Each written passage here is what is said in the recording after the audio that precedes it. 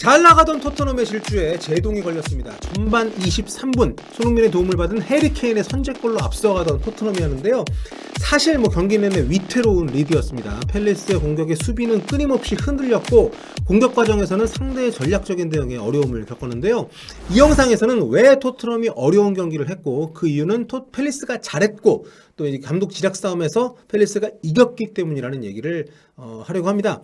뭔가 패배는 아니지만 사실상 진 것 같은 그런 경기이기 때문에 아무래도 좋은 얘기는 좀 하기가 좀 어려울 텐데, 손흥민 케인 콤비의 활약에 대한 좀 더 기분 좋은 얘기는 다음 영상에서 따로 또 집중적으로 다뤄보도록 하겠습니다. 자, 이날 팰리스전 토트넘은 전반 23분이었죠. 손흥민 선수의 공을 받아서 케인이 중거리 슈팅을 때렸는데요. 이게 아주 UFO 슈팅이 됐어요. 무회전으로 예측 불허의 궤적을 그리면서 날아갔기 때문에 과이타 골키퍼가 두 눈을 뜨고 그냥 당해버렸습니다. 골키퍼 실수로 인한 실점으로 기록이 됐는데, 그만큼 케인의 슈팅이 워낙 가공할 만했기 때문에 마냥 골키퍼 탓만 할 수는 없는 상황이었어요. 그리고 손흥민 선수도 이 골로 1도움을 추가하게 됐습니다. 케인은 시즌 9호 골, 손흥민은 시즌 4도움을 올리게 됐죠. 이날 과이타 골키퍼가 사실 이 골 먹고 멘탈이 나간 듯한 모습을 보였는데요. 후반전에 다시 엄청난 선방쇼를 했습니다. 그래서 개인적으로는 과이타 골키퍼가 이날 공식 MOM이 될 줄 알았거든요. 근데 결과는 손흥민 선수가 공식 MOM에 선정이 됐습니다. 39%의 투표, 과이타는 28%, 케인이 27%를 좀 받았는데요.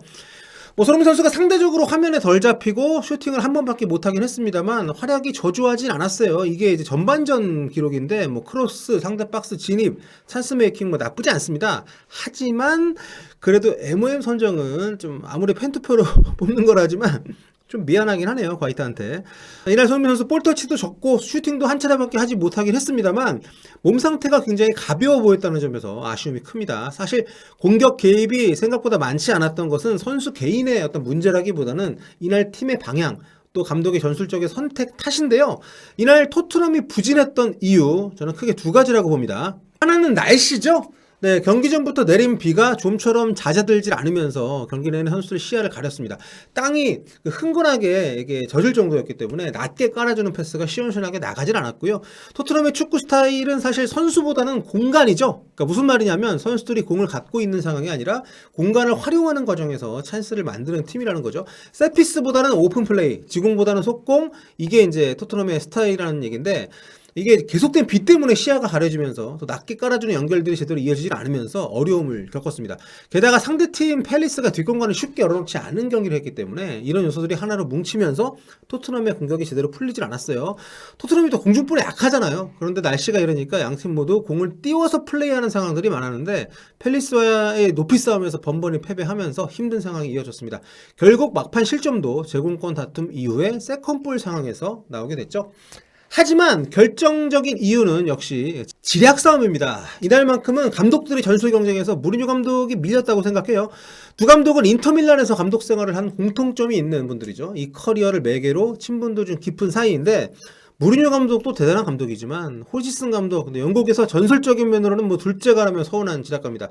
설기현 경남 감독이 풀럼 시절에 호지슨 감독이랑 같이 있었죠. 그때 호지슨 감독이 기용을 잘 안 해줬는데도 불구하고 지금도 물어보면 자기가 같이 했던 감독 중에서 가장 전술적으로 뛰어난 감독, 이렇게 또 극찬을 하더라고요. 그만큼 선수들에게도 굉장히 많은 어떤 좀 호응을 이끌어내는 감독이기도 한데, 1947년생이니까 우리 나이로 74살이신데 여전히 유연한 전략적 운용을 통해서 프리미어리그에서도 좋은 성과를 내고 있는 분이죠. 자, 이날 토트넘은 이제 4-2-3-1 포메이션으로 경기를 했습니다. 손흥민은 이날 오른손이 아니라 왼손으로 나왔죠. 자, 하지만 세부적인 움직임은 평소와 조금 달랐는데요. 가장 두드러진 것은 레길런의 과감한 전진 배치였습니다. 라인업은 포백이라고 했습니다만 토트넘이 공을 갖고 있는 상황에서 레길런은 사실상 윙어 역할을 했어요. 굉장히 적극적으로 많이 올라오면서 이렇게 손흥민이 위치까지 올라와서 아주 적극적으로 공격에 가담을 했습니다. 그러면 손흥민 선수는 사이드에 머물러 있지 않고 이렇게 안쪽으로 들어오면서 하프 스페이스 공간으로 좁혀 들어와서 뒤로 쳐진 해리 케인과 함께 스트라이커 역할을 했습니다. 이 경우에 상대 라이트백인 클라인 선수가 정말 집요하게 손흥민 선수를 따라다니면서 견제를 했는데요. 이게 좀 오늘 어떻게 보면 팰리스가 굉장히 잘한 부분이었죠. 다시 레길론의 움직임으로 돌아가면 이 경기에서 레길론은 라인 따라서 움직이면서 크로스를 올리는 장면도 많았습니다만 다른 때와 다르게 안쪽으로 꺾어져 들어오면서 무려 오른발로 슈팅을 날리기 내기도 했어요. 풀백이 평소와 다르게 이 정도로 공격에 가담을 하는 건 무조건 감독의 디렉션이 있었다고 봐야죠. 정확도나 완결성은 떨어졌습니다만 아무튼 무리뉴 감독은 레귤러는 이렇게 좀 이용을 하면서 상대의 오른쪽 수비 진영을 적극적으로 좀 공략을 했습니다. 레귤론이 올라간 자리에는 이렇게 호이비에르 선수가 내려와서 수비를 받는데요. 결과적으로 이러한 움직임 속에서 토트넘이 중원장악에 좀 어려움을 겪는 모습을 보였습니다. 맨시티, 첼시, 아스날전에 비하면 점유율은 높았습니다만 그렇게 뭐 그렇다고 의미 있는 점유율 차이는 아니었고요. 반면에 호지슨 감독은 무리뉴 감독의 전략적 포인트를 굉장히 잘 짚고 반응을 했습니다. 팰리스의 주된 공격 라인은 이렇게 왼쪽 라인 에제하고 이제 왼쪽 공격수인 자하였는데 이 두 선수를 활용한 이 두 선수가 개인 기량이 뛰어나기 때문에 이 두 선수를 활용한 측면 돌파가 아주 위협적이었습니다. 오리에와 시소코가 상당히 위축된 상황이 많았고요. 베르베인 역시 오른쪽 윙어입니다만 수비 가담하느라고 정신이 없었습니다. 그리고 호지슨 감독의 이날 최대 성공은 역시 해리 케인과 손흥민 라인을 묶은 건데요.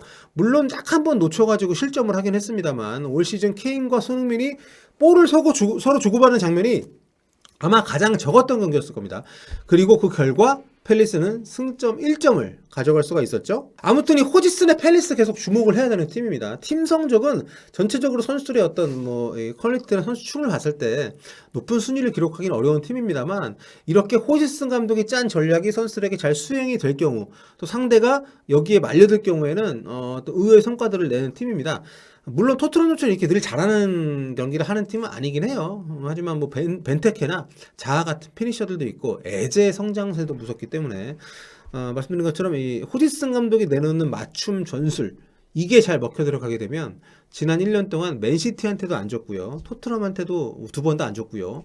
또 맨유 같은 경우에는 아예 올트래포드 원정 가서 잡아버렸거든. 3대1로. 그러니까 이렇게 인상적인 성과를 내는 고춧가루 부대 역할을 톡톡히 하는 팀이다. 이번에는 토트넘이 그 고춧가루를 좀 눈에 맞은 셈이 됐습니다.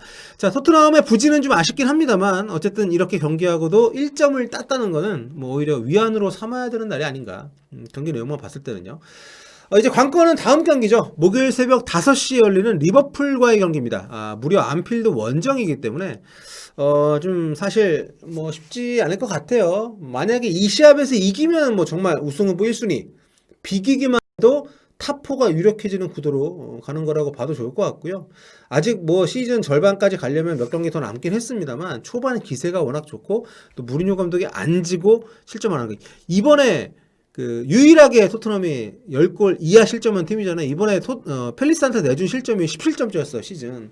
그렇기 때문에 이 리버풀 좀 고비를 넘기게 되면 굉장히 또 순항을 기대해도 좋지 않나. 왜냐하면 또 이 겨울에는 유로파리그가 없으니까 물론 FA컵이나 칼링컵이 이 카라바오컵이 있긴 합니다만 굉장히 기대가 되는 토트넘의 리버풀전입니다. 여러분 그것도 입중계 하니까 같이 와서 함께 재밌게 봤으면 좋겠습니다. 지금까지 폴리TV 서영욱이었고요. 여러분 언제나처럼 구독과 좋아요 부탁드릴게요. 네, 볼빠!